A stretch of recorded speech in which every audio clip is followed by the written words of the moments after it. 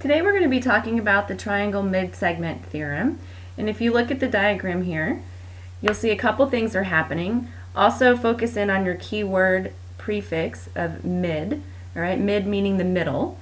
So if you look again at our diagram, we'll see that this point D here is the middle, all right? It intersects, again, cuts this segment AB in half, right? And then you'll see that segment DE is running also parallel to segment BC on this triangle. And then on the other side, you'll see that at vertex E here, the point, that it also cuts the segment AC in half, as indicated by the tick marks on either side. So a few properties to indicate that midsegment. Again, specifically in this diagram, the midsegment is DE, and you'll notice that it cuts each leg of this triangle in half on either side, as well as running parallel to that base of the triangle. A couple other properties that you'll see is we can have a midsegment parallel to each side. So segment EF is parallel to the base of the triangle of how it's oriented or sitting on the slide in this case. If you look, however, at ED, this one here, you'll notice that it's parallel to this BC leg here. And then lastly, FD segment will be parallel to BA segment or side of this triangle. So what you'll notice again is that you've got your three bisectors, right, those points that indicate the middle of each leg. And another property is that every triangle will have three midsegments, which form the midsegment triangle. So that's what this red dotted line or lines indicate here, is that midsegment triangle. So let's take a look at your handout. Okay, you've got your theorem, right? Your triangle midsegment theorem says that a midsegment of a triangle is parallel to a side of the triangle, and its length is half the length of that side. So looking at our example here, first notice your tick marks. So you've got your two pieces congruent here as well as on the other side these two pieces.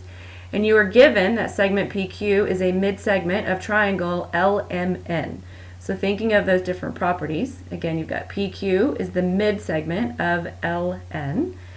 And your conclusion is that segment PQ is parallel to segment LN because it is a midsegment. So you can go ahead and add in your notation to indicate parallel lines here.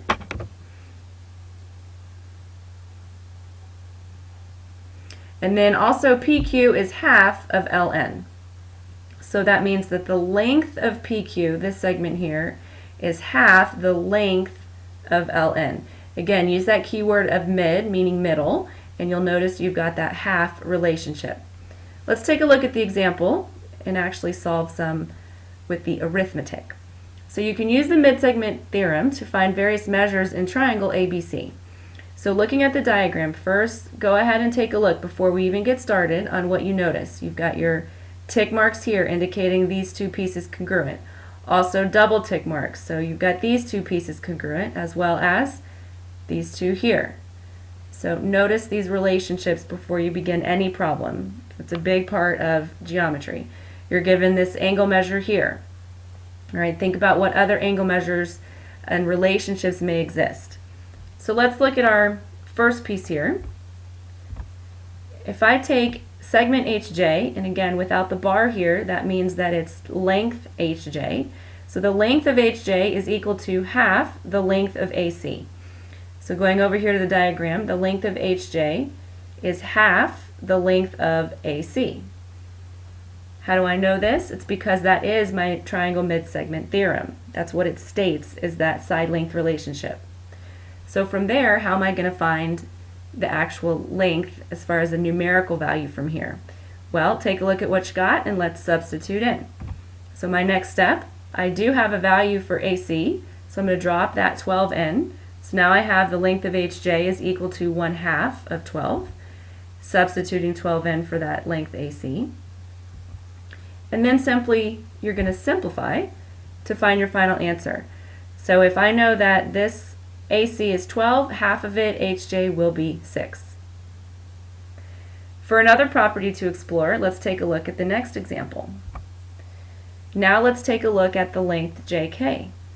So I'm given here that this is 4, all right, and I know that because of that midsegment, that the length of JK is half the length of AB. Again, because it is that midsegment theorem. So now from there, let's take our other values, substitute in. So the length of JK is 4, and I know that again 4 equals half of AB. I substituted 4 in for the length of JK. Now, in order to solve for this unknown AB, I've got a fraction here on the left. Fun with fractions. Remember, when you have your 1/2, you can simply multiply by the reciprocal in order to get the AB isolated and solve for that length. So if you multiply both sides by 2, then I find out that my length of AB is indeed 8. So JK, being the midsegment, is half the length of the AB. And for the final piece of relationships here we see in our triangle, let's take a look at the parallel. So I've got segment HJ is parallel to segment AC. How do I know this? Because of the midsegment theorem. And again, how do I know midsegment theorem is indicated in this diagram? Well, that's because I have these tick marks on either leg indicating that each piece has been cut in half. Therefore, midsegment. So again, HJ segment here, this one, is parallel to segment AC, which is the base here. So now let's think about the angle measures that have resulted due to the parallel properties. So the measure of angle BCA is equal to the measure of angle BJH. So if I look at my diagram, I've got the measure of BCA, right? So this angle here. And looking at, again, where my parallel lines would be, then I know this angle here is that congruent angle. Well, look at these two. If BC is my transversal, and I've got these two parallel lines here, what relationship are those two angles? Well, recall from earlier in the semester, that's the corresponding angles theorem, right? These two angles here are corresponding. Now think about, what do you know about corresponding angles? Well, corresponding angles are congruent. Therefore, if I'm looking for the measure of angle BCA, I can substitute in, and I know that that is 35 degrees.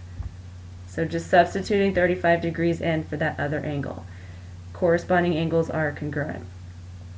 So this handout gives you a little introduction on your midsegment theorem and the different properties. So you're going to complete the rest of it for your homework. So the rest of the worksheet for homework, we'll see you next time in class.